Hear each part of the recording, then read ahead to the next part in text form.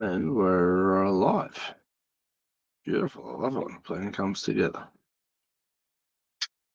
Oh, yeah. Yeah, that's all on. Everything's supposed to be on. Oh, sorry, mate. Yeah. Go inside. That's upstairs. No, I'm not. Go around that one. Rightio. We're running about a minute and a half late. The outrage. Yep. I shall have both of us reported to the authorities. Well, it'll probably affect our contract negotiations with ourselves when we pay ourselves nothing next time. Yeah, well and truly. Yeah. Well and truly. It's very lucrative, this little project, that's for sure. We'll let you get yourself sorted there, Capitan. Yep. And then we'll get stuck in. Okay. Seems like there's a little bit going on. Ladies and gentlemen, Snuggle in. snuggle in, grab your toothbrush, grab your dummy and your bottle. We're up close. I'm going to hopefully you've changed your diaper if you're of that. For a bit of an angle change here. If you're of that volition. I'm going to go for a bit more of that action. Do more of that action. How's that going? Oh, look, you know. Look at that. Aren't we good looking? That's nice. Goodness me, we're so pretty it hurts. Yes. Now, g'day. Welcome. It's been a bit of a busy day, hectic day, lots of stuff on. I had to do a heap of work today. Then I had to go to a meeting at council at 2:30. Then we had a council meeting at 4. Then I got out of that. Then I had to come back here. The studio was back to front and upside down from last week. Put all that back together and catch up. But we're here now, so good to see you, Dino. Yeah, you too, mate. Yeah. My day's been, I got up at 4 and went for a 10K run because I've foolishly agreed to do a half marathon. When are you doing the first of next month? So that's half of the first half. Plenty of time to train. Yeah, I'll have it sorted. I'll get through it. It's going to hurt, but I'll get through it. But anyway, so I got up went did a 10K run because fuck, what else are you going to do? Yes. Ducked up and saw the new baby. Went, hello, baby. Yes. And then went, shit, I've got to race to work because I've got, the hour commute each day to work. So raced to work, did a bit of homework, stopped on the side of the road, made a quick little video talking about Jacinta Allen and a few of these other Muppets and their educational failings. And then I got to work, organised a couple of cars, got a couple of jobs done, spent the day at work. Probably wasn't as dynamic as I normally am. I won't lie to you. There was a couple of little periods there after a 10K run, particularly after being a bit out of the running space, where I was sort of doing these ones a little bit, in the quiet spots. I'm good when it's busy. When I'm busy, I'm up, I'm at 'em, life's good. But as soon as I slow down, I can. People tell you I can fall asleep in the middle of a swimming carnival with 400 kids running around. Not a problem at all. I'll sleep like a baby. But yes, there is no doubt. But I'll tell you what, it's been a busy day, and then of course racing home. Oh, and I also had to pick up one of the young lads' bikes has flat tyres again because they don't know how to avoid catheads, these children. Therefore, I had to go and get some more tubes, and go and pick up the other boy who's here, and now we're here, and fucking happy Thursday, everybody. Yeah. So look, you'll be pleased to know that the outcome of the council meeting was that we're $3.5 million in debt. Oh, good. Well, not in debt, but deficit. Yeah, right. So those figures haven't been audited. They're at the auditors now. Right. But anyway, last year we had a profit of 600,000. Yep. And this year, well, a surplus of 600,000. This year we've got a deficit of 3.5 million. So it's about a $4.2 million turnaround. Yeah, right. How much of that's due to wasting money on codes of conduct? How much of that's wasted on far too many bullshit? Well, we don't know. We need probably some imaginary staffing roles being created for bullshit purposes. And funding things that don't need to be funded and spending money on things that don't need to be had money spent on. Trying to run gyms and trying to run fitness clubs and all these other things. And to compete with local business people who don't have the same advantages. Yeah, I get it. So there's a bit of that. There's a lot of silliness. I don't know whether that's going to be reported in the paper next week because our new editor, Noel Fisher, wasn't present tonight, which was unusual. Oh, okay. I don't know whether he got told, don't come tonight, there's bad news. You better stay home tonight, It'll son. be sad, don't report this. Yeah. We don't need this reported. Can we get 34 more photos in the paper about, Well, we have the opening of an envelope? We've had so much going on. We haven't done Rick picks for a few weeks. Now, you'll remember, and I've got the old chestnut. This is what we will officially refer to as the goat. The goat. All right. The pinnacle of Rick picks. This was on the 18th of September 2025, and it set a new benchmark. 18th of September 2025. Now, this one would be taking pride of place on Beth Furman's scrapbooking agenda. We had a picture of the mayor on the front cover. That was one. Then we had page 2, page 3. 2, there was three on page 3. So by the time we got to page 3, we're up to 5. Then we had one on page 4, which was 6. Missed out on page. Then we had to go cold turkey. Oh, that's right. The scary pose. So that was 7. Then we had a whole 2 pages. It was like a drought. Well, that's the anti-field. People were starting to the rural, and the TV guide. I don't think he gets to start in the TV guide. Well, I don't know. So where were we up to? 7. 7, and then I think there's a couple in the back. And then he came home with a wet sail. Late, and we had 1, 2, and 3 at the bottom. 2 and 3. So that was the 10. So this paper goes down in tomorrow history, folklore history as containing the most Rick picks ever.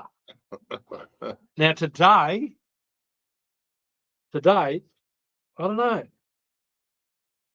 For the scrapbookers out there, I don't know whether there'll be much doing.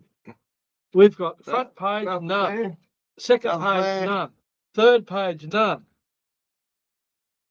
Fourth page, none. Fifth page, none. I'm starting to think the fix is in here. None. I'm getting nervous. I need a hit. Could it happen? None. Can it happen? None. What? Oh, there we go. There's one. There's one. So we're up to 1. We're up to 1. That's tolerable. That's in today's paper. 1. Oh no. He can make a comeback. He can surprise us. No. That might only be a one. No, he's not a greyhound trainer. He didn't get a run in the greens. He doesn't play cricket. He wasn't on the long run. Trainers, surely he's got a greyhound or 2 that he runs. No. Would you believe? Surely you can stand next to somebody who owns a greyhound. Surely. 1.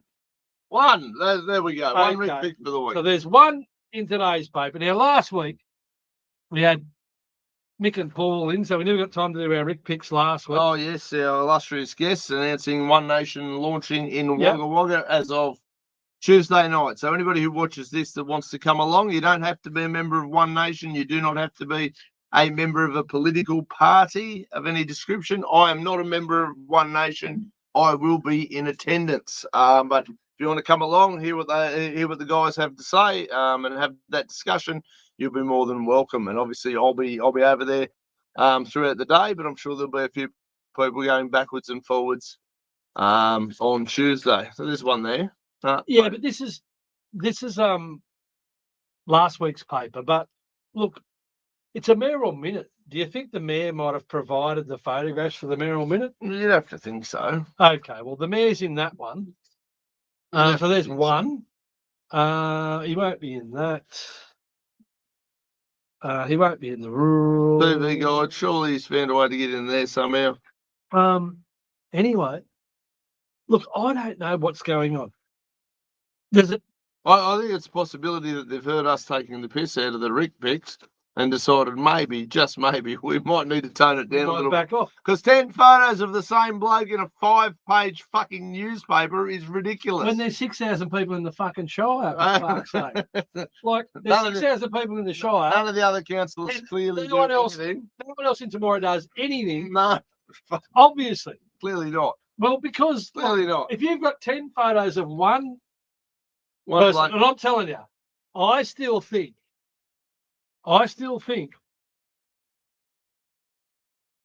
when the big guy dons the lime green, fluoro green umpiring gear, put it on a jellyfish. I reckon he looks like Shrek. Oh, well, I was going to suggest look fantastic at a float at Mardi Gras, but, you know. I reckon he looks like Shrek.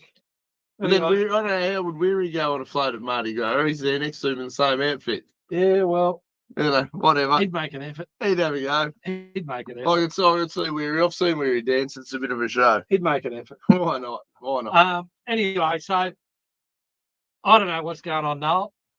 Yeah, we've gone from 10 to 1.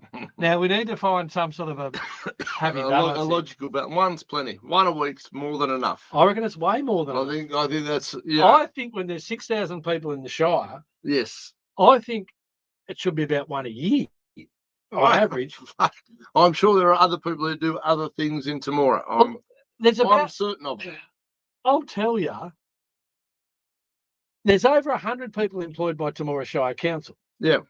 Now, I'd be tipping that there'd be a number of those employees who are very vital to the organisation who've never had a photo in the paper. No, and I'll bet some of them probably deserve a little bit of recognition. Well, I think some of them probably are the shoulders upon which the mayor might be standing. I don't doubt that for a second. Yeah, Don't doubt that for a second. Yeah, so Perhaps the mayoral minute may be the, I don't know, what's the role at council? I don't know.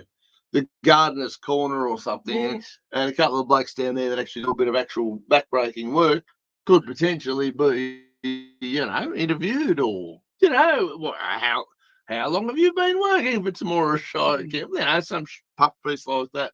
There's a lot of good comments that come to the council about different aspects of the Shire. Yep. And usually, I think at that point in time, elbows come out and people push to the front and take the credit. But whenever something bad's happening, now I'll be interested to see when the financial figures. Yes, there'll be a photo of you next to the $3.5 million, $3.5 million loss due to Irvine's fucking codes of conduct because he won't say yes. No, it's a $4.2 million. Well, it's a $3.5 million deficit off the back of about a $600,000 loss. It works out to be about $4.2 million turnaround. Yeah. That's definitely your fault. Well, it would be. We might as well jump onto this now. Climate change, the war in Gaza, that's you. No, well, me and Trumpy have worked that out. Well, that's solved now. Apparently. Would you believe? And this will be cynical, and I know it's probably going to upset a few people, but fuck, what doesn't upset a few people these days? One of the aspects that people had to consider was that Benjamin Netanyahu, the president of Israel, was under serious corruption charges. Now, all of the proceedings relative to that were stayed whilst the war in Gaza was occurring. Yeah. Okay. No one's going to try and tell me that part of the negotiations were I'll be absolved of all this if I stop bombs at these other stop this war. Yeah. I'm not going to get in trouble for that other stuff. I guarantee it. Well, I saw a headline. I'll comfortably say this. I can give a rat's ass about the Middle East. I'm done with everybody jumping up and down with it. All the do-gooders have been banging the drum about, oh, fuck, we need to import them all over here because it's safe. Well, the war's stopped. There's a country over there that needs rebuilding because it's been bombed to the absolute shithouse. Anyone who's got any brickies who've got a trowel, there is some rebuilding to be done. All these tradies that we keep talking about importing here while Australian building companies are going broke. How about you guys pull your resources, fuck off to Gaza and rebuild a civilization? Because a big part of this has been pissing me off this week is all this hoo-ha about, why Pauline made a comment that she thinks all the Palestinian refugees should be sent home. I agree. I had a fellow get very upset with me the other day. I can't remember which platform because I sort of play around on a couple of them. Well, what are they supposed to go back to? They're supposed to go back and rebuild the civilization that's fucked. Yes. That's what they need to do. Australia was built on the back of hard-working immigrants. You're right. the Greeks, the Italians, the fucking Chinese, and of course the English, Scottish, Irish criminals, whatever. They built a civilization. They built a great big fucking bridge that you pricks want to march on. They built an opera house. They built a civilization. They didn't do it by protesting every weekend. They went out and they got their fucking hands dirty. Now, all you do-gooding wankers who have been crapping on for the last 6 months about, oh, well, 2 years really, isn't it? That poor Gaza's having the shit bombed out of it. I'll bet you not one of you will pack your bag, go over there and help them rebuild. Because you're all internet heroes. You're all completely full of shit. I'm not going over to help them because I don't fucking care. And I've said that as publicly as I possibly could. They want to throw bombs at each other. That's their problem. My problem is trying to make Australia the best country I possibly can. Now, just to follow on from that thought bubble, 23 hours ago, Israeli Prime Minister returns to court for corruption trial after month-long hiatus. So the Israeli ministers are called for a pardoning of Netanyahu after Trump's appeal. Of course. We'll stop throwing bombs. Donald's going to have a chat to you guys and say, oh, Bibi can hang out here for a bit longer. That's all right, Look, you know. Donald does deals. Absolutely he does deals. So anyone who thinks Donald doesn't do deals doesn't know Donald. Because Donald's a bit of a deal. You'd have to be living under a rock. Yes, to know that Donald he did write a book called The Art of the Deal. Yeah. It's kind of his whole brand. So in order for Donald to, and look, I think he's a bit disappointed he hasn't been given the Nobel Peace Prize. Oh, look, I would have liked to see him get it purely because, one, if they're not giving it to me, they might as well give it to him. And but I want to watch the fucking explosions. As I said, my sympathy for these people so far gone after watching them celebrate a bloke being murdered. Yes. And there's a very big difference between celebrating a bloke outright being murdered and then the people who are going, well, I support Israel in a war. I support Gaza in a war. I'm opposed to all that shit.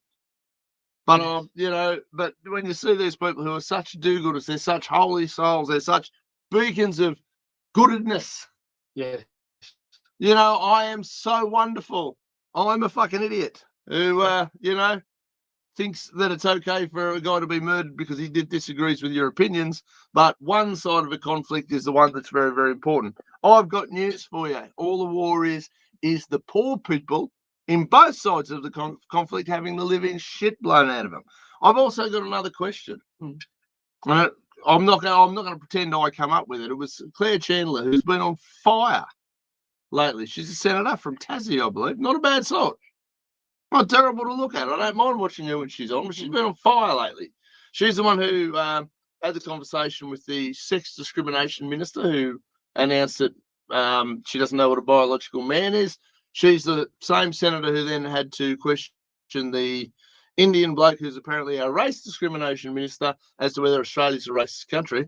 And her latest banger today was she was in a room full of whichever bureaucratic wankers are sitting there fucking with no answers to any questions that anybody may ask of them.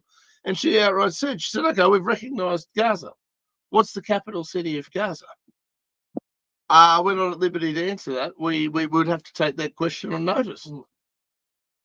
Seems pretty straightforward. There's either a capital city or there isn't. That's outside our remit and our purview as attorney generals or whatever they are. Hey? And what territory do they actually officially occupy? Which territory is theirs and who runs which bit? Because you've got the, what do they call themselves? The Arab League or whatever they are, the Batman villains, and then you've got the Hamas Muppets that run another section, and there's another section who runs what? They don't know. Yet Australia and all these other dickhead countries, because when I pointed out that it was stupid for Australia to do it, I heard these wankers go, well, a lot of other countries have done it. A lot of other countries are full of retards too. What do you want me to tell you? They don't have a capital city. They don't have a functioning government of any description. And the whole joint's a shithole. Now, I did a little bit of study. I did a bit of it when we were back. I think some bombs had a bit to do with the fact that it's a shithole. Oh, they've been remodelling it the last couple of years. I don't think it was quite as shit as it is now. Oh, I think it's probably a big shithole at the moment. No, 10 years ago, it wasn't as big as shithole. And all the people who were supposed to be crapping off, waving the flag, going, well, our home, none of them are going to go pick up a shovel and fucking fix it, are they? No. But I actually did a little bit into micronations a couple of years back, looking into Yeah. Well, look, I was looking for a tax break. I'm not going to lie. If I find a way, I'll turn my house into a fucking country and you're just going to all bugger off. Yeah. If I can find a genuine way to do that, you watch me do it. But doing a bit of research in about it, there's sort of 4 key things that make up a nation. One of them's it's got to have a designated territory. It's got to be recognised. It's got to. I think the other ones. It's got to have a recognised government, and there's 4 of them anyway. 4 key factors. Gaza hasn't got one of them, or Palestine hasn't got one of them. Yeah. It's got a flag. Yeah. That might maybe the flag's one of them, but I mean, here I've got a new flag. Yeah. I have a flag. This is my nation's flag. I know we'll use this side because there's a logo on it. Yeah. You know what I mean? Like, it's a very interesting thing. But I'm going to actually have to give a bit of kudos to Claire Chandler, Senator. If anybody wants to watch her, Google her at the moment. She seems to be on fire with stuff she's coming out with. She's been spectacular. And when she's asking these idiot bureaucrats why they don't have the answers for things, she's like, are you serious or what? This is a pretty basic question. What is your name? I'm not at liberty to answer that. No. And that's the whole, but it's the bureaucracy has gotten so enamored with their own self-importance and they are completely protected and they can do no wrong. Oh, so they do get to the point where they will not answer the most simple question. I'm not going to tell you question. nothing. Yeah, I'm not going to tell you nothing because I don't have to because I'm on 300 grand a year of taxpayers' money, and I can. Yeah, and that's not the remit of this department. That's the guy in the next department over there. They'll lie for me, and they'll all lie for me. That's We're right. Cover it. And what we do is we just cover each other's shit up. That's how it works. That's the whole game. Now, one person who exposed a bit of shit mucking around was this lady here. Now, she should be Australian of the Year. Kelly Darley is a councillor from Parramatta City Council who was censured by Parramatta City Council for divulging confidential information that the Sydney Morning Herald had reported. Yeah. So she ended up taking them to the Supreme Court. Yeah. And she ended up winning.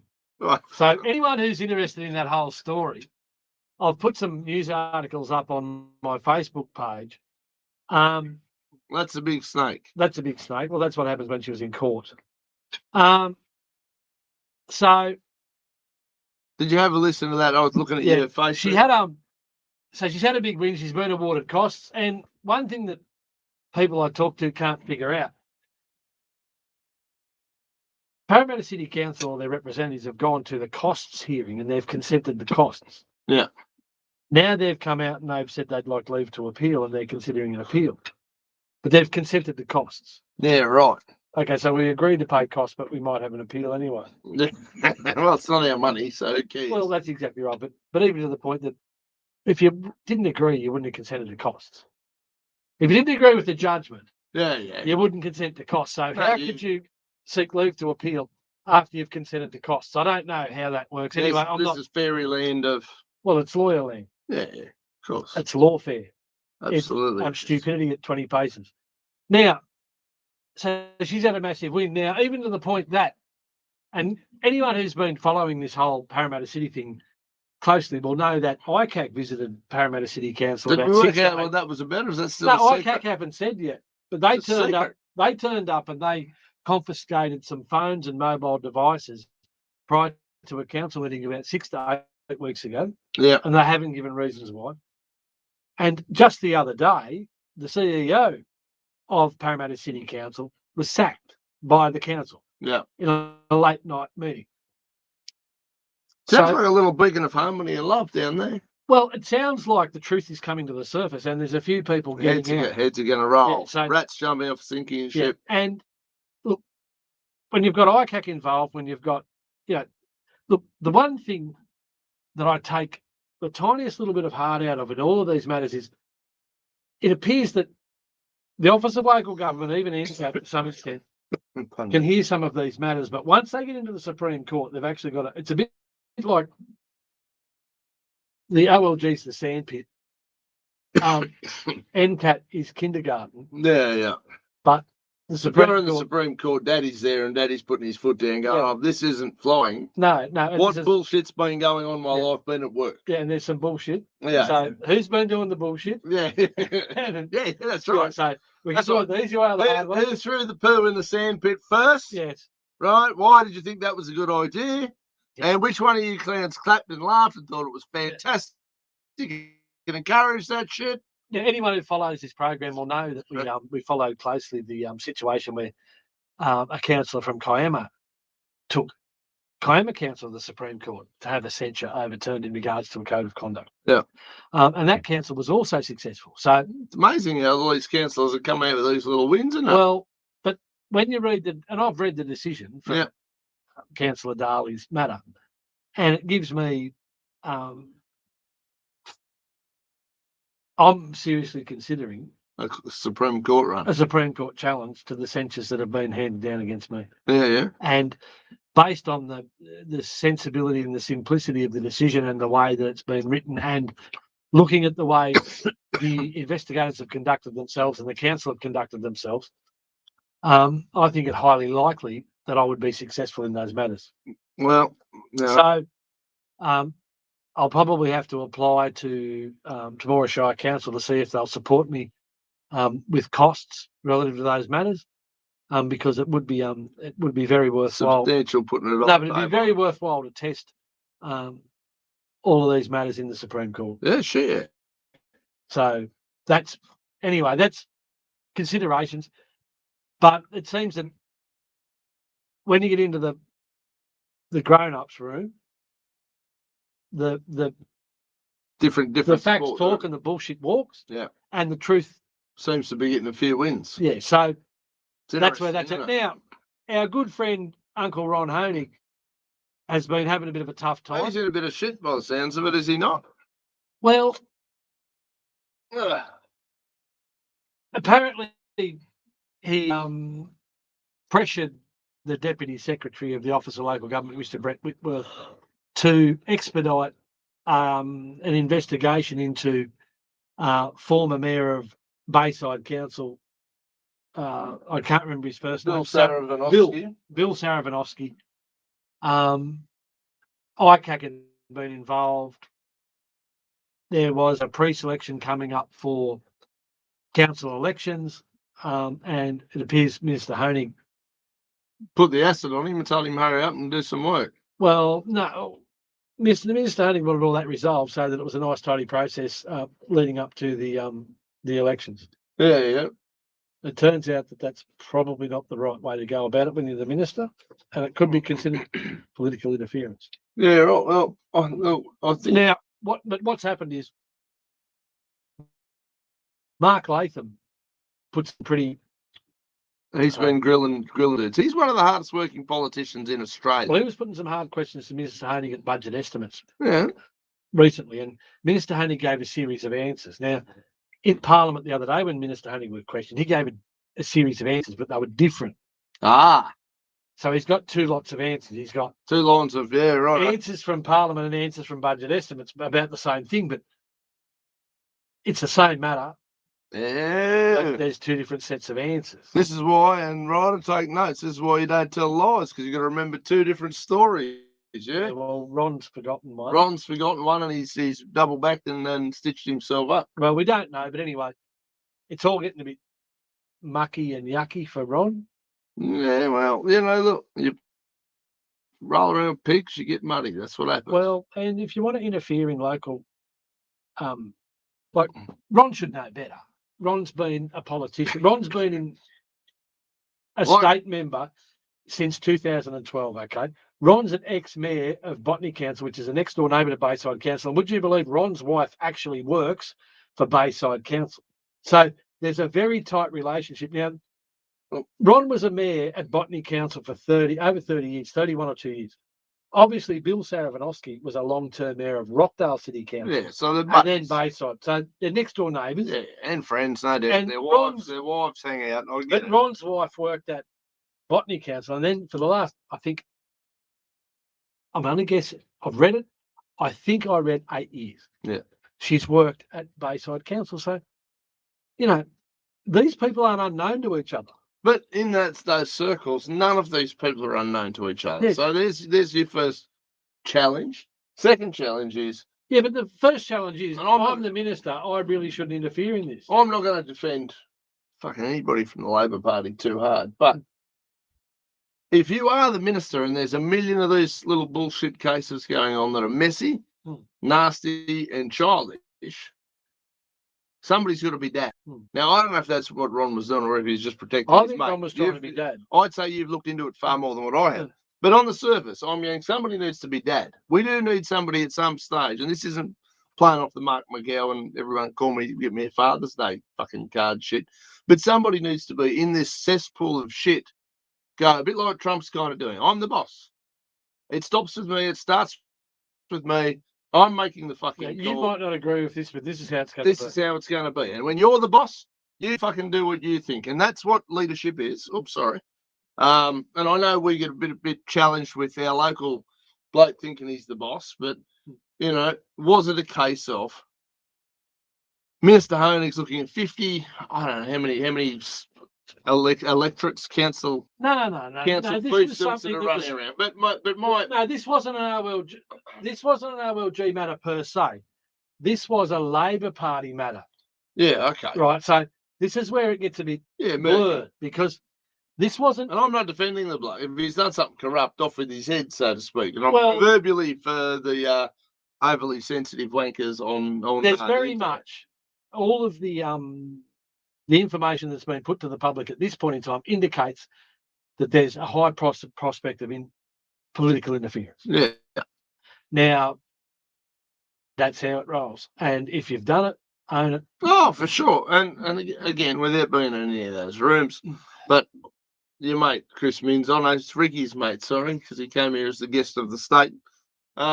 We've had so many ministers through this job. We've had Jenny Aitchison here this year. We've had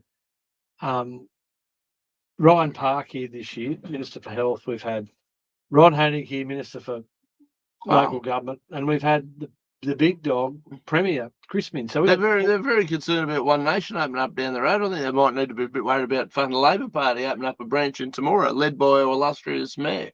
I think so.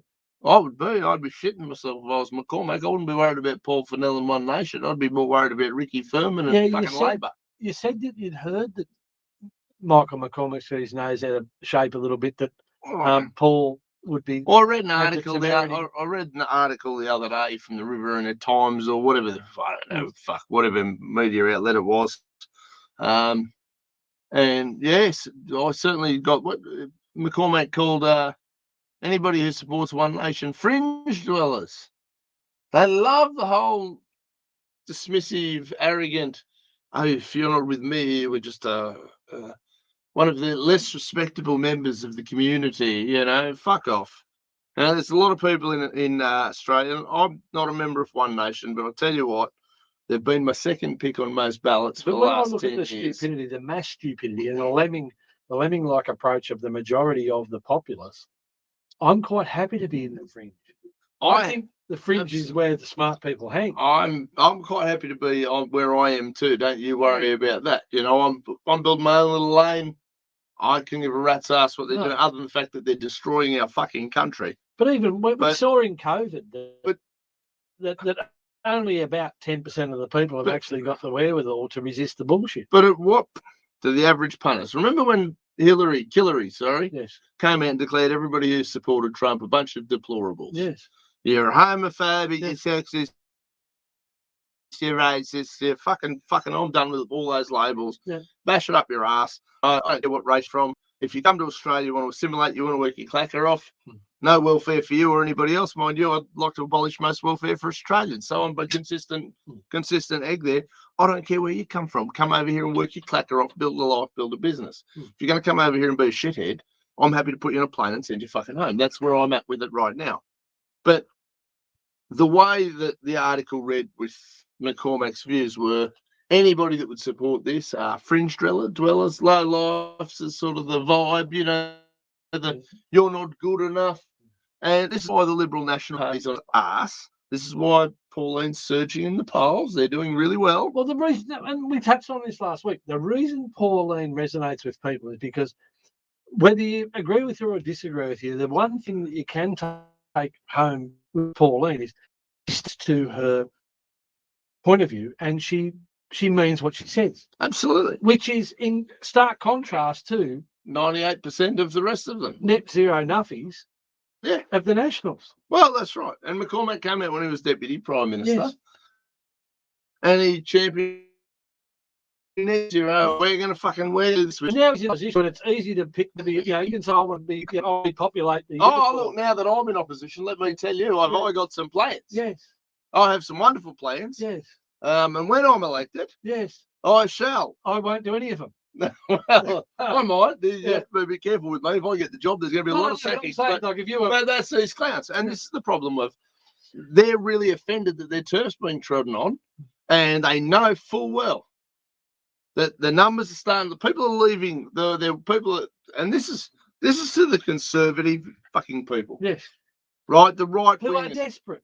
They are some strong leadership. They want something. We watched Dutton flip-flop his way through the worst election campaign in history, and we still haven't seen them come and go, geez, that was a shit idea. They've doubled down on that. Yes. Because they're all morons and none of them have a backbone. Anyone in that building that has a backbone gets kicked out, aka Kyle Katazi, Matt Kamanzuli. They take Matt Canavan and put him as far away from anything that they can put him away from, and that's what they do. They don't want backbone in that building. They want people who look at McCormack and go, he looks nice on camera, and he'll show up to the opening of an envelope. It's inoffensive and he won't shit the bed. Oh, he shits the bed. He's got a glass jaw because he's fucking crying about One Nation opening a branch. Why would you even talk about it? You would do the opposite. Yes. You would go, I wish them well. We need. Well, that's if you remember a certain federal election. Michael who? Yes. McWhat? Yes. These people have to get a grip, but they're so arrogant. Their heads are so far born to rule motherfuckers' heads up their own asses that they expect you will vote Nationals because you don't know how to vote anything else. You'll do as you're told, you peasant pleb. Don't you fucking dare go off the range or you're a fringe dweller. But where would the Nationals be without the dirty relationship with the Libs? Well, on any given, if you were to look at the results, the Nationals would not have formed the government ever. No, but if you look at the last couple of elections, the Nats are well within their rights to look at the Libs and go, well, where would you be without us? Because if you look at their results, the Libs are getting blown off the park. Yeah, but they're all and the Nats are still holding solid majority. Steph did great last election. McCormack's numbers were still pretty solid last election. Again, it's in that same situation where it doesn't matter. Yes. That's people this side of the mountains. The sensible side. Yes. You need to consider this. Okay. 87% of Australia's population live within 50 k's of the coast. And me. Okay, so that means 13% of it. That's us. We're part of it. We populate this sparse interior very, very thinly. We can have get-togethers and you won't get a fight. You won't get an argument because everyone's going to agree 100%. But you know what? It doesn't matter. Yeah, you don't count. Because there's only 13%. It's 13%. They don't care. You don't matter. So the sooner you work that shit out, the sooner you'll be less disappointed. The sooner you'll be free. You'll be happy. You'll understand why you don't matter. I understand it. I don't know if it makes me any happier. I understand it. And I'm happy because I know that the way the figures work, we don't. So every time someone says something that's completely irrelevant and it doesn't relate to us out here in our current situation, I understand it. So I'm happy. I understand. Like I'm at my most frustrated and uncomfortable when I don't understand something. Yeah. Once I understand something, I'm free. I understand. Okay, I might not agree with it. I might think it's a rank thing to do, but at least once I understand it, then I can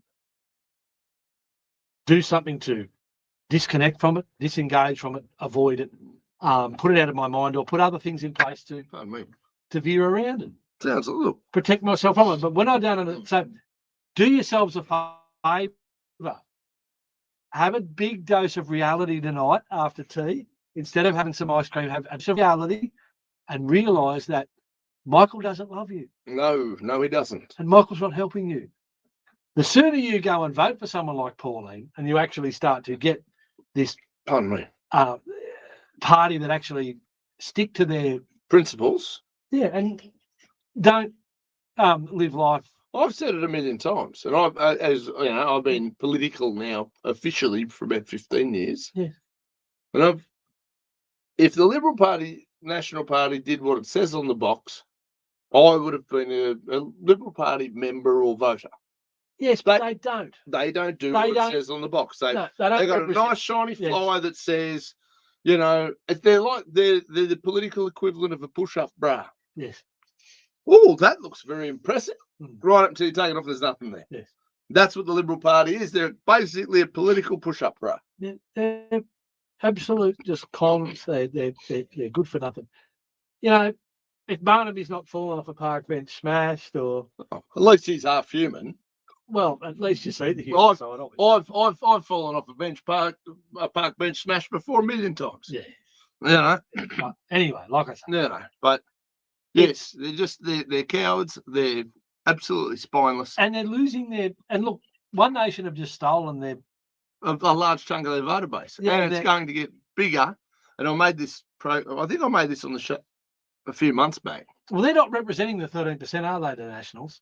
They're trying to kowtow to the 87%. They're trying to fit in. They want to be They want to be in Wallara, and they want to be in Vaucluse, and they want to be in inner city Newtown, and they want to be in that set. They don't want to be out in Broken Hill, or they don't want to be out in Wilcannia, or they don't want to be out in. Well, they want the seats because there's a certain amount of money that comes from having them, but it's not their priority. No, and they don't fit in out there anymore. If Pauline can find a way to build a branch truck, which she's trying to do, but relinquish control and command, that's always been One Nation's problem. That's why Latham, Mahalik, what was the other bloke's name? Rod Roberts, there's Sarah Game, 5 or 6 of them have all been elected on One Nation and left. In part because Pauline's a control freak, and James Ashby. You see that a little bit with Shooters and Fishers, though, don't you? Absolutely. It's a Borzak's party. Yeah. Borzak owns the party. Yeah. He runs the party. He makes the calls to the party. Yeah. It should have been Rod Borzak's Shooters, Fishers and Farmers. Might as well. Like Pauline Hanson's One Nation. Might as well have. Yeah.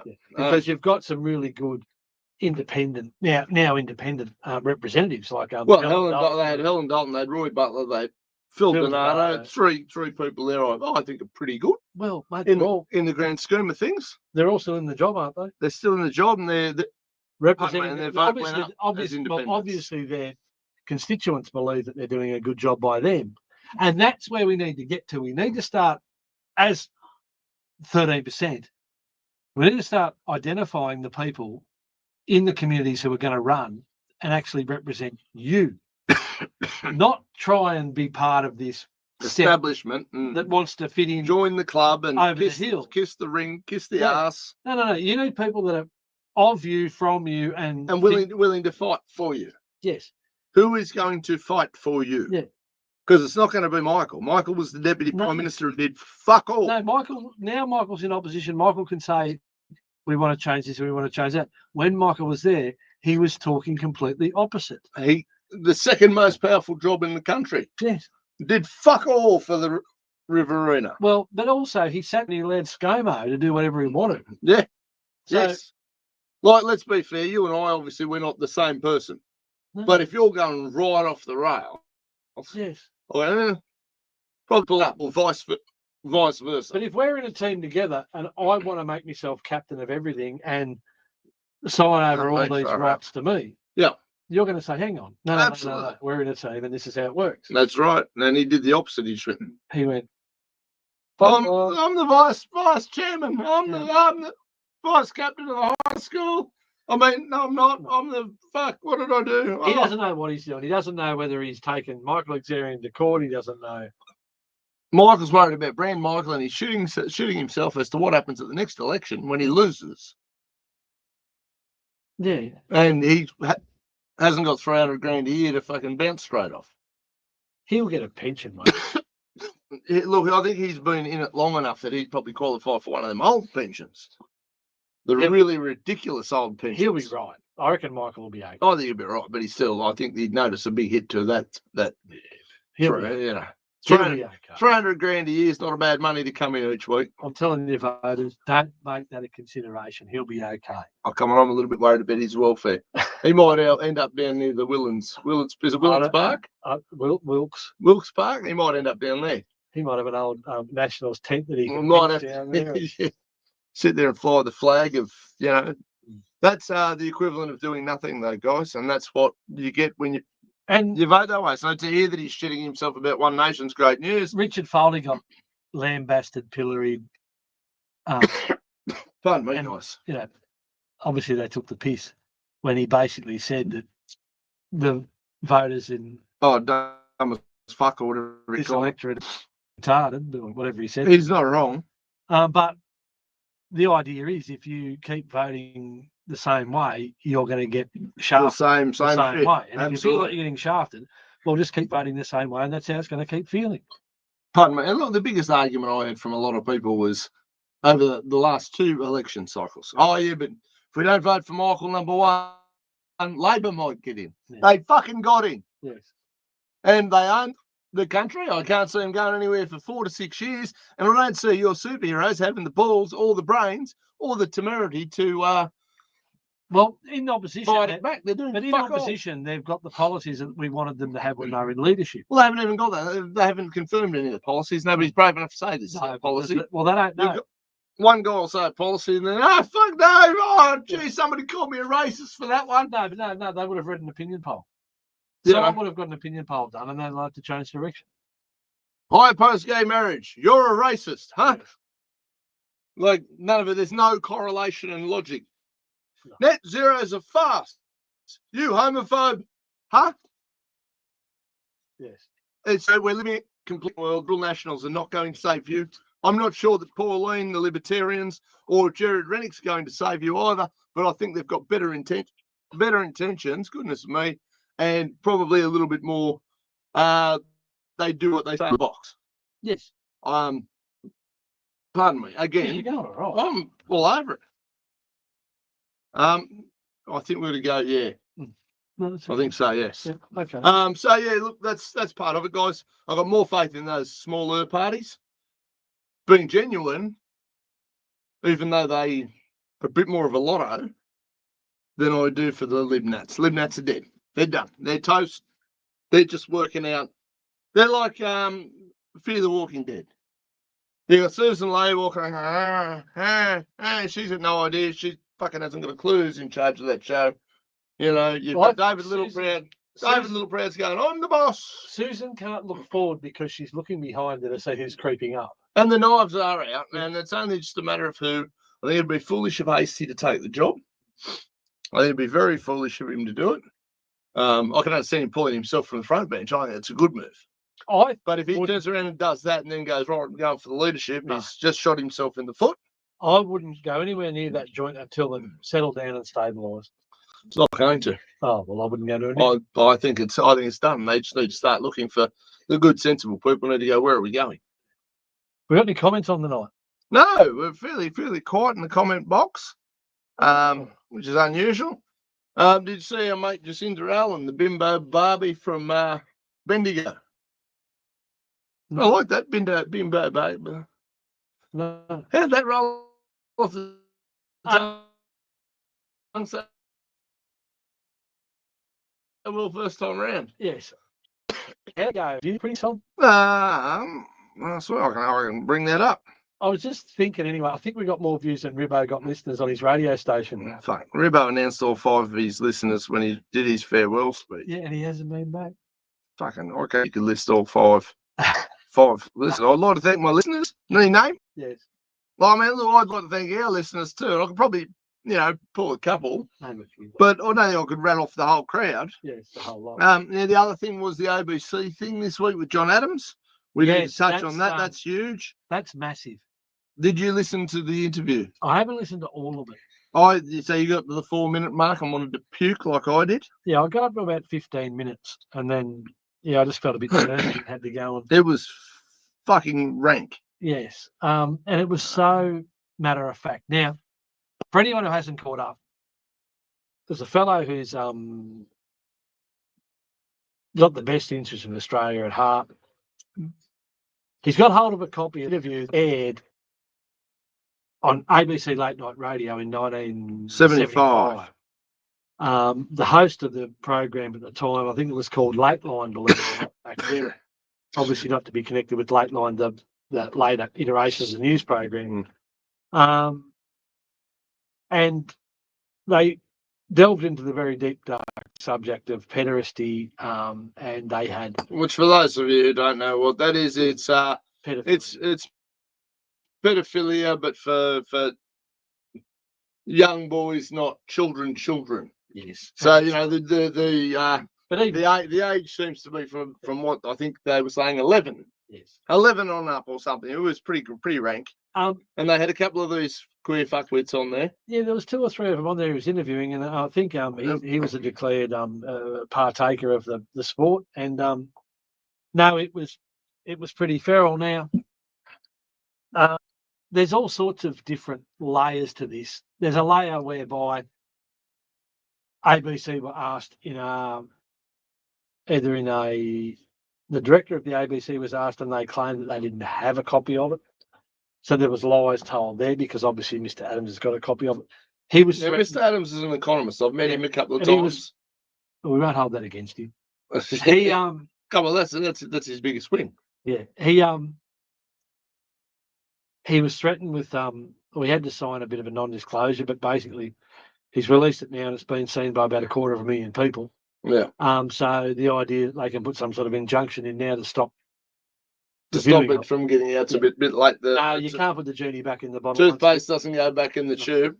But the bigger issue is that among the hierarchy, the upper levels of Australian society back then, and still to this day, there's an attitude that we'll do what we want and the laws don't apply to us. And that's still alive and well. Mr. Adams and his friend Martin are taking great strides towards trying to expose this sort of stuff.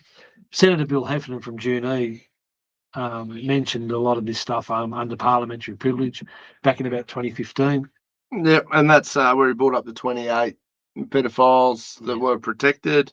Yes, there is a list apparently that's been. I've been handed multiple versions of said lists by people. Problem I have when the list originated from a police inquiry, is that correct? And it listed some very high level politicians, police judges, current and former prime minister. It was 3. Yeah. The problem that I've had with the people that have handed me the list. Now we all know I'm quite happy to throw grenades if appropriate. I received 2 or 3 lists during the last election. Yeah. Not the last one, but it's in the 2020, through that period of time where a big portion of Australia went, wow, what the hell's been going on? And I guess me being the personality I am, they wanted to share with me what they discovered. Part of the problem with some of these really good people that want to share the things they've discovered, I like to fact check. Well, as much as you possibly can. But the problem is when I get 3 different lists all claiming to be the right list relative to these 28 protected pedophiles, and they're all different lists, I'm forced to I can't get with any of these names because none of them are the same. Yes. Where's the truth? I'm going to go, well, there's 28 on this list. I've got 3 lists, so let's read your 60-odd names, 70-odd names. That's not going to Here's an fly.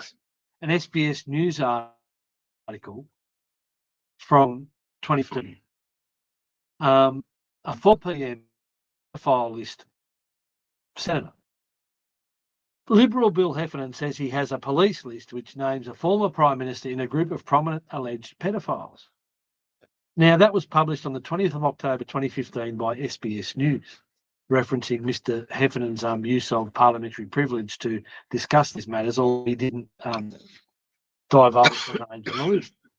So, this is only 10 years ago, and this was a senator talking about, well, listen to this. Liberal Senator Bill Heffernan claims he has a police list which names 28 prominent people, including a former Prime Minister, as suspected pedophiles. He didn't have any names, but called Attorney General George Brennan to expand Child Abuse Royal Commission so that includes the legal fraternity. Apparently the list has judges and Senior police, senior members of the bar, yes, lawyers. Yeah. the protectors of the community. Yes, and the top echelons of those people are allegedly on that list. Yeah, so, and then we listened to this ABC report where they're effectively glorifying it. And here's an interesting part. It was very matter of fact, and I don't doubt for a second that the people were genuine who were talking about those matters. Oh, they're dead set. Yeah. Champions of kitty fiddling. There is no doubt whatsoever. And they said some. Look, my stomach was churning, but of course, if I'm going to champion some of this shit, you've got to take the good with the bad. That means you've got to digest the fuck. Really, that's rank. And it started out with the ABC wanker, who I reckon's probably fucking involved for sure. Well, I allegedly reckon for sure. Well, in your opinion, in my opinion, there's a high likelihood. High likelihood. He sounded far too happy to be involved in that shit. And to be fair, I don't think I could sit in a room with those three individuals that I heard on He was fairly supportive of the whole thing, and he basically facilitated the conversation. He certainly didn't fucking ask any pressing questions. One of them was, do any of the parents of these boys, sometimes we meet these boys and their parents. I think intuitively the mums know what's going on, but the dads don't have any idea. That's because the dad would punch the fuck out of you. And rightly so. But even to the point, they started the interview. But even the way that they started the interview with this ABC wanker. I don't know what his name was. I'm sure we can go back and rewatch it, but I don't know if I've got the stomach for it. And he starts it out. Now, this is funny because I use it with people who watch this and get the shit. So they're on I get people on my social media pages go, oh, fuck, you can't post that. My page, mate, you're one following me around the internet. I don't know who you are. Fuck off. All right. He starts it out by going, and anybody who doesn't want to listen to this conversation can express, their democratic right and turn the radio off.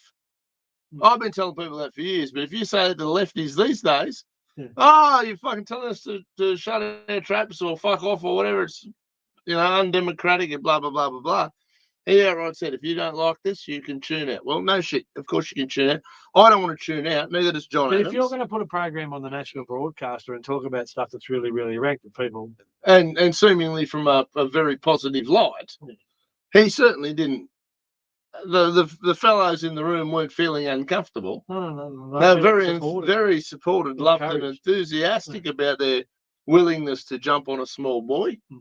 But it's okay because you can get them motorbikes they can ride. And sometimes you can teach them all of your knowledge.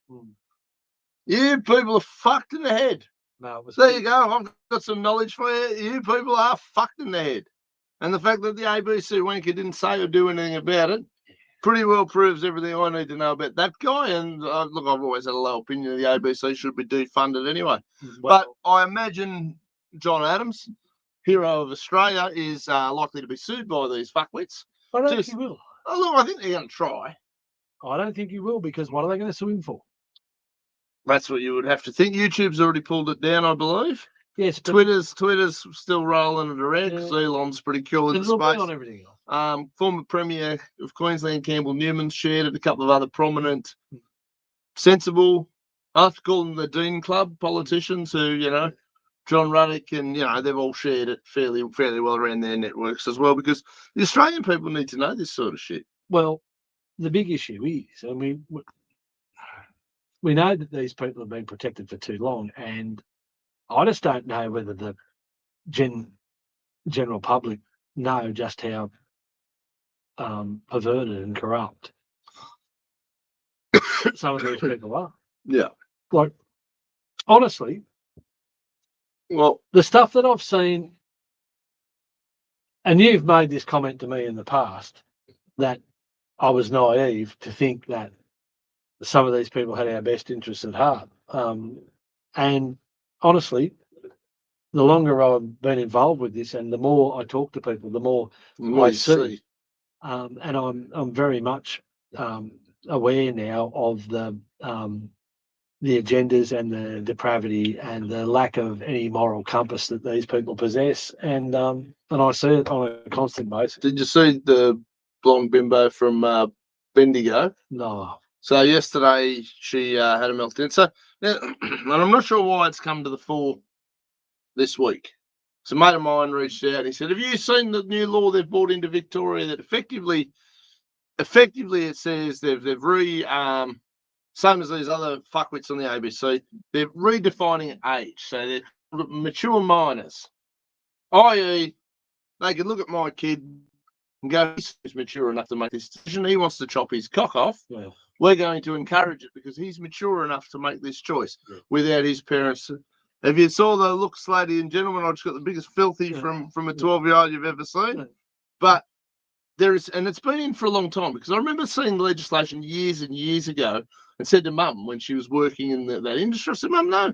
She said, "That would never happen." I said, "It's fucking in the Victorian legislation." Here's and I looked it up, and there's a rule that effectively asks for principles, I think it was at the time, To make a subjective observation that the child is a mature minor who's having gender identity difficulties, doesn't have support parent. Therefore, we're going to override that as a school, and we shall support their gender identity, secretive, in a secret fashion away from the parents. But that's Now, I blew up then. Yeah, but that comes back to this whole idea, and we've seen this occurring over a period of time where they break the family down.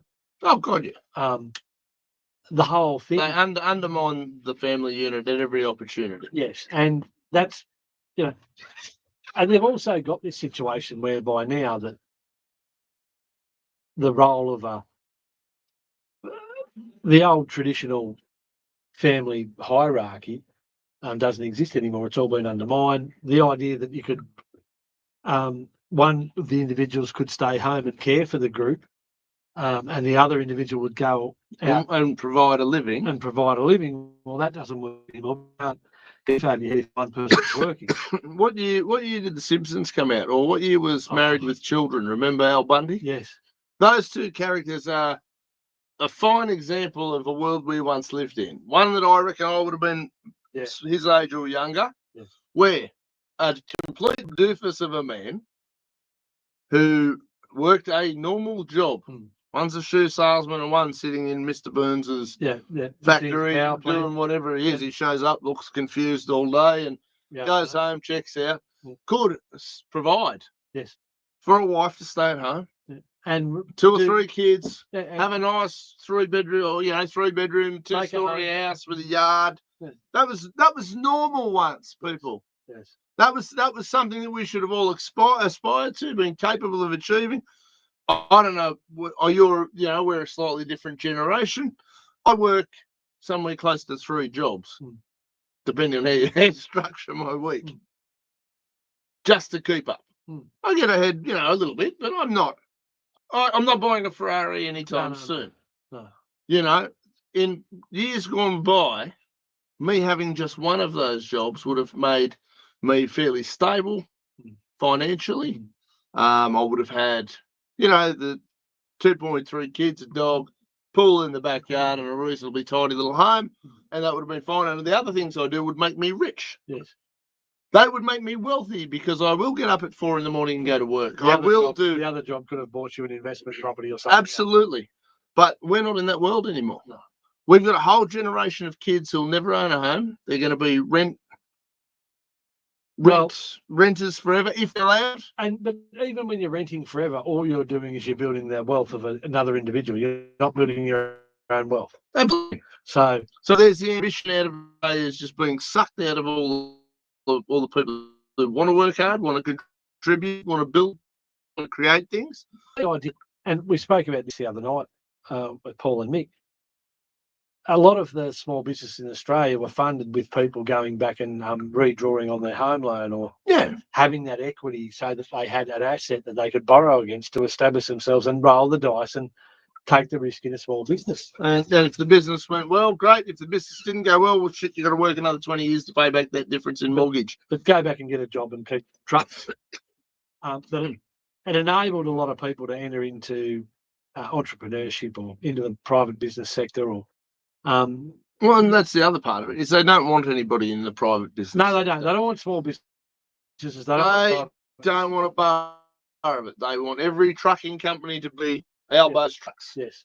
Just that. That's Albo's Trucks. Pay the tax. Woolworths, Coles, and Aldi all need to merge into one conglomerate. That's the end of that. That's Albo's supermarkets. Yeah. 4 banks. That's 4 too many. Let's have one bank. Yeah. And that bank will control all the money. And then we'll, you know what I mean? And that's their hope and dream. That's the socialist delusion. It has been for hundreds of years since Karl Marx wrote his bullshit book. Yeah, and it's interference at the highest level, and it's obviously not panning out well. And I don't know, due to hard work and good choices, my life's fantastic. Yeah. I'm enjoying good health, which is just, it doesn't matter how much money you've got. If you haven't got health, you haven't got wealth, you haven't got a life, you haven't got, health is wealth. So if you're healthy, you're a mile in front of. You should put that on a sticker. Yeah, like it is. But you know what I mean? Like, yeah, of course. So look, I always know I feel better when I'm not coughing, spluttering, wheezing, and hay fevering my way through life. Yeah, but even still, even I went and bought some hay fever medication the other day, and the young girl said, "Oh, it's a terrible time of year," and I said, "No, it's not. It's okay. It's hay fever. It's hay fever. Yeah, that's right. It's hay fever. It'll be fine. Yeah. We'll be right. It's nothing compared to the hardships and the trials that some poor bastards have to endure. My life is fantastic." Oh, absolutely. So, and like I say, I've got opportunity in my life. I've got something to do tomorrow. I've got something to do the day after that. You know what I mean? And but I just don't know what the next generation actually have to look forward to. That's where I'm at, looking at the kids and whatever. And yours are a little bit older, a little bit more established. I don't know if they're homeowners or one of them's got a mortgage that is impressive. Yeah, impressive mortgage. A couple more have got to get a toe on the property ladder. Yep. At the moment, they're making landlords really happy and really wealthy, and and I do think I do worry about it. And I'm not going to lie, that's where Pauline's current policies are starting to resonate. I mean, as I said, they've always been number 2 on my ballot for a lot of years. I don't agree 100% with the stuff she comes out with, but I'll tell you what I do agree with is the fact that she doesn't change her mind. Yeah, I was with the Libertarians for a long time, and they'd come out with the odd thing. And I'd go, fuck, why are we arguing about cannabis legalisation when tax is really high? Yes. But that was important to a percentage of the group. Why are we trying to legalise drugs like that's a thing? Yeah. I'd like to decriminalise them and treat them as a completely different sport, because in the war on drugs are winning. Well, drugs are dominating that sport. In the war on drugs, organised crime's winning. Absolutely, but that's what I'm saying. The drugs are winning. Yeah. People are going to get their drugs. They don't care whether or not, like, we're having a war on drugs. We're going to stamp this out. We're going to make sure that the corrupt politicians and the corrupt police make lots and lots of money. That's right. Okay, and we'll come out and we'll do this big front campaign, and in the background, that's what's going to happen. I think. No, I don't think people are actually seeing through the bullshit yet.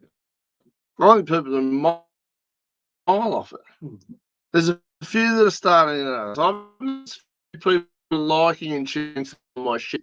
Now, again, you and I've known each other now for quite a few years. I haven't exactly changed my positions on much at all. No. But yeah, like I say, it's just. But the same thing. Look, the same thing applies. I went to a council meeting tonight. There was one matter that really warranted some consideration. Yep. And no one paid it any heed. Now, council have updated a housing policy This is the one where Rick looks through your windows to make sure your bed. No. Well, we haven't heard much of that. Good. I haven't heard a report on that. Well, that'd be good because This it's fucking housing, ridiculous notion. this housing strategy, we did one in 2023. Right. Now, housing strategy in 2023, odds are you probably don't need to revisit it for 5 years. You would have. So here we are in 2 years. But we've got that original strategy. It delivered. There were some things that were underway, and it delivered some further benefit. Right. But why do we have to have another one so close together? And the biggest issue is, of course, of the priority areas that they were targeting for consideration in the short term. Yeah. Happened to be really, really close to the tip and the sewage treatment workers. Yep. Now, I said I wouldn't be happy considering any changing to zoning in those locations until I had a long-term plan for the landfill and the sewage treatment works. And when I say that, a long-term plan for me would cater for the next 5 years and then the next 20 years and then the next 50 years. And also with some variables in place. If population doesn't grow, this is where we're at. No. If population starts to grow at a certain rate, this is what we'll do, this is what we'll do. And if population starts to grow really quick, this is what we'll do, this is what we'll do. Well, that almost sounds like a sensible plan. Yeah, like, so we've got a plan with some scalability. Yep. Okay, and then once we've worked out what we're doing with our waste, our poo, and our rubbish, then we might move some homes near those facilities. Yeah, that general direction. Yeah. But until we work out what we're doing with our poo and our rubbish, I don't want to build houses out there close to those facilities. Fair. At the moment, we've got a minimal buffer, and they want to try and encroach. This plan indicates an encroachment on that buffer. I don't think that's sensible. But hey, there's 9 councillors and I'm only one of them. Really? And the biggest issue I face is, regardless of how silly I think something is, when you've got 8 other councillors in the room who agree that they want to do that silly thing, they'll do it. Absolutely, they will. So anyone who's thinking that they've got some good ideas and would like to be part of a solution, run for council next time. Like, there's only so much I can do. I can't vote for them. All I can do is I can tell you this is what's coming down the pipe. Now, they've opted to push this draft housing policy to put it on public exhibition. Oh. People won't read it. It's 120. I can tell I'm not going to read it. I'm very engaged. It's about at least 120 pages, maybe 140. Who spent the time to write 120 pages? Get this shit. The councillors haven't even seen it. Oh, good. And it comes in the business papers last Friday. So who wrote it and who The paid town for it? planner wrote it. Who's the town planner at the moment? A lady called Claire Golden. Yep. She's a town planner and she works in the Department of Environmental Services, or under the Director of Environmental Services at Torshire Council. Yep. So this... There's a 120-page document, yeah. The bureaucracy or the officers of council drop on 9 councillors. Now, let's think. Councillor Smith wasn't there for the last discussion of the previous matters. Councillor Duke wasn't there. Councillor Hawken wasn't there. Who else is new? Did you even have a quorum for the last meeting? No. This is like from the last council when we discussed the housing policy. Right. We had workshops and we had some time to formulate some opinions and we had additional information. This time, no. The bureaucrats have said, we've got this. Here, 140-page report. We know you're not going to read it. Yeah. And we know that you'll endorse it. You won't think about it. You won't do anything. That's where it's at. And how's that gone for them? I'm assuming you read it and went, what the fuck? Well, I had my say, but hey, look, I voted against it, and the other there were two the other council has voted for it. Fantastic. So, Look, if you want to buy a house next to the poo waste, that's on you. I support your right to live at the tip, and if you so wish. look, But I also support your right to be able to whinge about it and for nobody to give a fuck. yes, So if you do build a house out next to it, do not complain about the smell no, or all the the fact that there's rats, a tip nearby. all the cats, all the foxes, Yeah. and I bought a really cheap house next to a railway line, and these fucking trains keep coming past my house. But It's outrageous. the plastic bags that'll blow across your backyard. Yeah. And when they have a fire out there, the toxic smoke that'll waft across your property and your laundry and yeah. But you can't whinge about that shit. That noise piss out of me. So anyway, that's where that's at. So that was probably the most. And look, I don't know. So it was a pretty sad meeting in a lot of respects because we got a financial report that indicates that council's going to run a deficit of $3.5 million a year. They're broke. And also we want to build some houses at the tip. Nice. That's pretty. Well, that's pretty impressive. That's being a little bit facetious in that. This Yeah, that's normally my role in this show. Yeah, this report doesn't say let's build houses at the tip. It says let's rezone some land that's in close proximity to the tip, the landfill and the sewage treatment works. Well, let's consider. Let's consider it. And these two parcels of land, I've considered it, but they're listed 1 and 2. They're the highest priority. Right. So who owns those two high priority bits of land that need to be rezoned? Don't know. I'd like to find out. That usually answers a couple of questions. Could be an indication, couldn't it? I mean, not to be skeptic of any description. No, not be a conspiracy theorist. No, not at all. But it always helps, in the full knowledge of things. If council, it's amazing how often you see things like that, and then you find out who owned.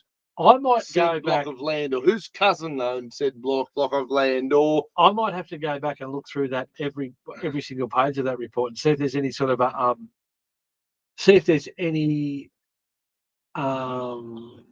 what would the term be? Any sort of a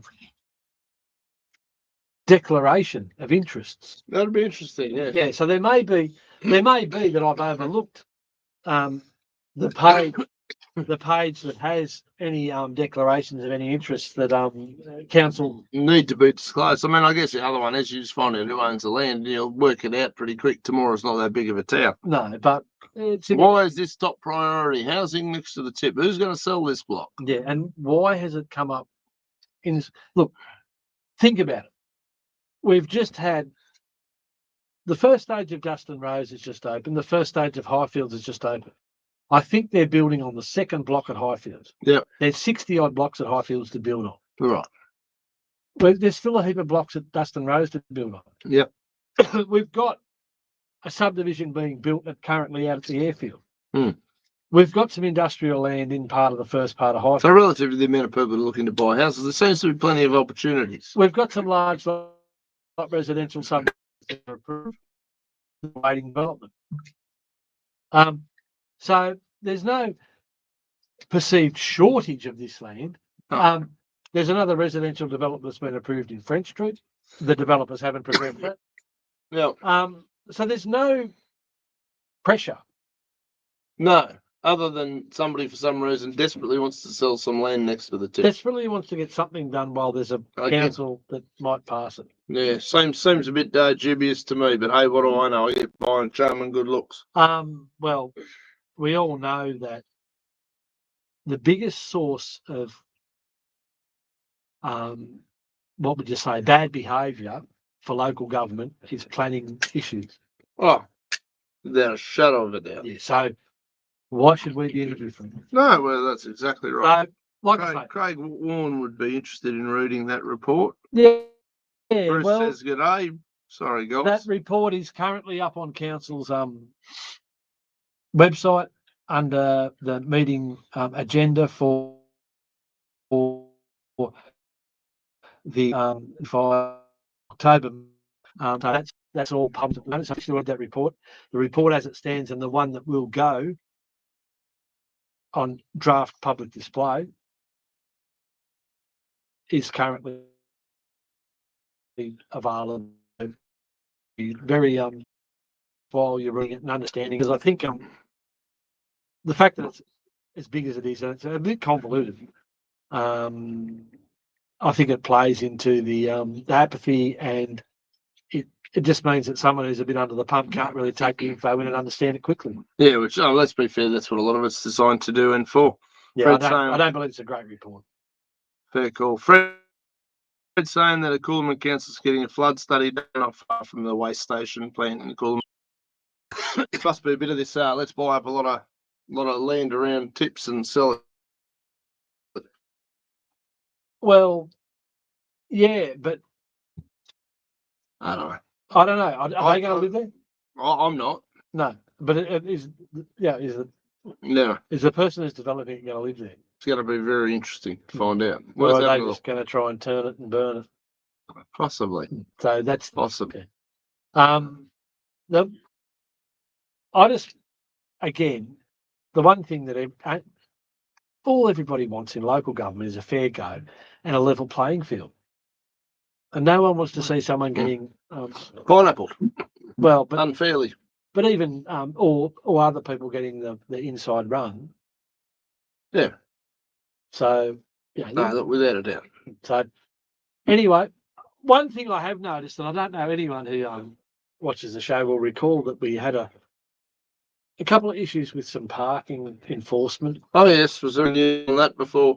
Well, no, but I have noticed if anyone's looking for a park under 2 hours, there's lots of parking at the front of the council out the front of the council building. It used to be very, very sought after, and it used to be fully occupied. But now, all these people have moved around the corner, and they're making room for the people. Who says that this little program doesn't make a difference? Mate, this program makes a massive difference. I'm telling you, there'd be people sitting up there now. I know they take notes. I know they get it transcribed. Well, you get apps that transcribe. I'm telling you. I went past council one day, and there was a mayor and the longest serving councillor in New South Wales. One of them was parked under the 2-hour parking one end, and one of them was parked under the 2-hour parking sign the other. And their cars were there all day, and I've got photos and videos of it. Okay? So if anyone wants to argue the toss, well, bring your other photos of it. Yeah. Not being there. Yeah. Now, when we spoke about it on this program, would you believe that very next week they parked around where I park in the non-time parking near? Yeah, right. Yeah, that's crazy. Who would have thought? It was funny. So we are changing behaviour. We are having a little bit of a modest effect, which is really, really nice. Yeah. But look, in saying that, guys, we're going to wrap it up. We'll start to wrap it up. Thank you all for tuning in. Between my now 10-kilometre runs a day for the next 10 days, I'm going to be running on E. Obviously the council is busy and we've got small humans we've got to tend to. But thank you all for tuning in once again. We do genuinely appreciate you. I'm not going to read you all out name by name because I think there's a few too many for anyone who's politically interested and wants to get around and support the new local branch of the One Nation Party. There's a launch Tuesday at the RSL Club at 6 o'clock. Yep, all welcome. You do not need to be a member. No, Senator Malcolm Roberts is going to come all the way down from Queensland and make himself available to try and give it a bit of a momentum and a little bit of a tickle and see how it goes. I'm going to be there. We'll see how it unfolds. Now I'm going to do my best to get over there. I can tell you, because I think it's really important that we support these alternatives. If someone's going to make the effort to get out there and put up an alternative, I've been in that space for a long time. You need all the support you can get, and and I'm telling you, they will come hard at. Yeah, it's. Oh look, I wouldn't even surprise me if Michael had picketers out the front. It could be extremely fun, but yes. I'm encouraging everybody, in the district. Michael's green, oh yeah, they're green national, green LA colour. Yeah, and right. Well, I'll get you to do an experiment tomorrow if you can. Go down to the paint shop and get a can of orange paint and a can of green paint, mix it together, and see what we end up with. You reckon? You know what it'll be? Brown. Brown poo. Well, look. Anyway, and if you are interested in any more information, you can reach out to me. I don't have it all at hand, but I do know the organiser pretty well, and so does Yeah, Council. We've got access to it. we'll share whatever we can get hold of on our social and all the details. And look, if you've got the time, come down. Yeah, come on down, have a beer, say hello, see where it goes. You know, I did it with Jared Rennick's party the other day when Jared Rennick came to town. There's a good 100-odd people there. I thought it was a good little turnout. Yeah, good. He didn't inspire me to join his party, but I'd be still happy to support candidates if he puts them forward and I think they're credible. Yes. And But that's like I say, until we start doing something different, nothing's going to change. Absolutely. That's as simple as that. Absolutely. Thanks, guys. Appreciate it. See ya.